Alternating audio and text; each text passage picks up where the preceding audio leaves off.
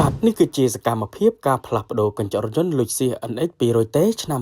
2016បាទសូមគោរពជម្រាបសួរពុកម៉ែបងប្អូនទាំងអស់គ្នាបាទបើសិនជាពុកម៉ែបងប្អូនចង់បានកញ្ចក់រថយន្តដែលមានគុណភាពល្អនិងជាងដែលមានជំនាញច្បាស់លាស់ផ្នែកកញ្ចក់រថយន្តដែលគាត់មានជំនាញនិងបទពិសោធន៍យូរឆ្នាំខាងផ្លាស់ប្ដូរ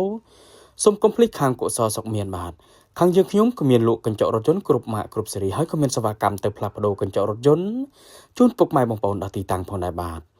ហើយបើសិនជាពុកម៉ែបងប្អូនមានបញ្ហាដូចជាកញ្ចក់រថយន្តជ្រាបទឹកចង់កោះបិទបដូរស៊ុំ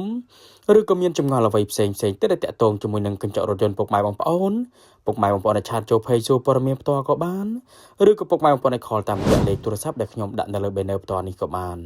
ខ្ញុំម្ចាស់ហាងដែលមានជំនាញនិងបទពិសោធន៍យូរឆ្នាំខាងកញ្ចក់រថយន្ត